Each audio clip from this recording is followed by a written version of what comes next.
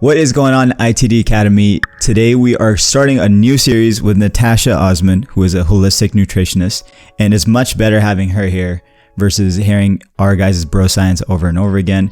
So I decided to bring her here because Ramadan's coming up, and it's always been a huge challenge trying to figure out if you're fueled the right way, if you're hydrated the right way, and the whole nuances of fasting while being an athlete. So in this video and series of videos, Natasha is actually going to be helping us figure out how the best way, or what is the best way that we can approach Ramadan while still being able to compete, to be able to meet our athletic goals. Welcome, Natasha. Thank you. Thanks for having me. I've been a nutritionist for almost 10 years, and one thing that I've noticed is that people are so focused on calories, but especially during fasting, we can make smarter choices when we do eat to make our calories work for us. Yeah. And I think you've never fasted before, right? For Ramadan? Not for Ramadan. Yeah. I have for a couple days for medical reasons, but not for the length that you guys do it. That's pretty impressive. Yeah. And I think the medical reasons and that's like a whole different side to it. But I think when it comes to Ramadan, what's different is the water intake not being allowed. When you fasted, you were allowed to have water? Yes. Yeah. So I think the reason why I wanted to have you on here is to be able to give my experience as someone who has been able to try to attempt being athletic during Ramadan while still experiencing what it's like to be a Muslim person going through it versus having that water, because it does make a difference. And then backing it up with your professional advice and science. Yeah. There's definitely that cultural aspect, but then we can leverage and use the science to help make it comfortable, enjoyable, and get the most out of it. Mm-hmm. For sure. And there's definitely a few things that I do want to talk about. The benefits of fasting, the difference between males and females, how important hydration and digestion is, and how to work through that, and how athletes can, it doesn't need to be a maintenance phase. We can really hit the ground running if we understand what our body's going through, and we can support it through that phase. That's awesome. Yeah. So you said a wide variety of topics. Which one are we attacking today? We're gonna attack the just fasting and the benefits of it, and basic do's and don'ts. Nice. Yeah. So fasting, you're basically not consuming liquid or food for a period of time, and our bodies have evolved to adapt and be able to make it through these fasting times. But it switches gears a little bit, and that can be pretty uncomfortable. Yeah. So knowing what's going on in the body can help make it more comfortable. In terms of the science of it, fasting can actually be very beneficial. There's something that is called autophagy, which is a cellular cleanup of your body happens when you fast.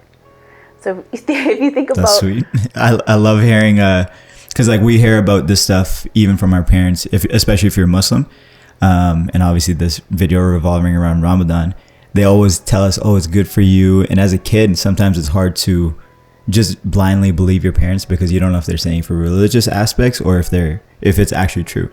But I've definitely heard that it's really good for the body. But it's cool hearing like the scientific term behind it. That's why I'm laughing. It's when your body doesn't have to put all its resources to digesting food and putting those nutrients somewhere, it can do the stuff on the back burner.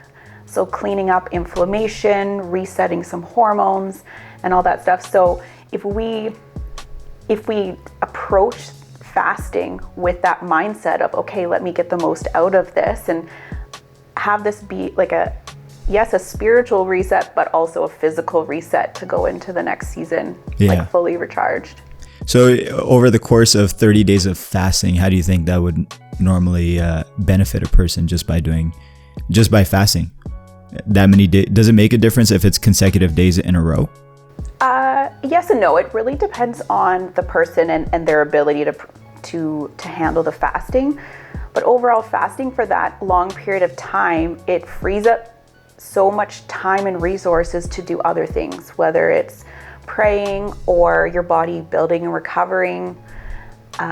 It's going to reduce inflammation. It can help sometimes help with weight loss or muscle building, help reset some of your hormones. So leptin and ghrelin are two hormones that are produced to increase or decrease your appetite. Yeah. And so those hunger signals that you have when you're fasting is actually leptin and ghrelin, trying to recalibrate during this phase. So it's a really good reset for your body. Sweet. Anything else we're attacking in this specific video? Yeah, it's more just individualized. So listen to your body. What works for your family member, your friend might not work for you. Yeah. So really just tuning into your cravings, aches and pains, what symptoms that you're having, if at all, and using that as feedback. So if you're craving salty things, that is your body craving minerals. So think seaweed, seafood, like even fish.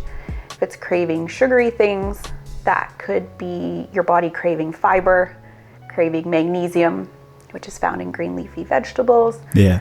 Or B vitamins. So think grains and rice and quinoa and that kind of thing.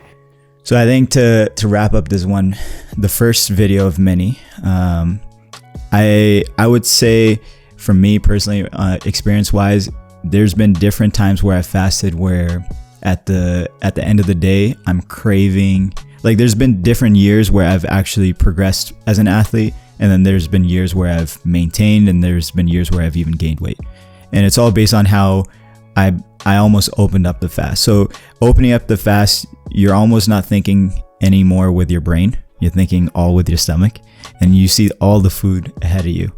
To start off and start the fast, is there any specific advice that you would give someone to kind of curb cravings and not really eat all with your stomach and think about it a little bit more logically before diving in? Yeah, I'm full of suggestions, but the main one that I would say is get a little bit of water in your system. We are 60% water. A lot of hunger can actually be dehydration. So breaking that fast with some water, and also using simple carbs. So think fruits or veggies, or even dates or something very simple like that, just to take the edge off of the hunger. Mm-hmm. So that your eyes aren't bigger than your stomach and you don't end up inadvertently overeating and regretting it later. Awesome. Yeah. All right, so that is video 1 of the Ramadan series. I never thought I'd ever have a Ramadan series, but I've been planning on it for many years. I was always super delayed, so I'm excited to get some more of these videos. Is that right? Yeah. Oh, that just sounds so odd. More of these videos. I'm excited to get more of these videos out, not some more. But yeah, if you guys are interested in this type of stuff, hopefully this helps figure out some more solution towards how to approach your Ramadan and how to continue building as an athlete. But we will see you guys in the next video.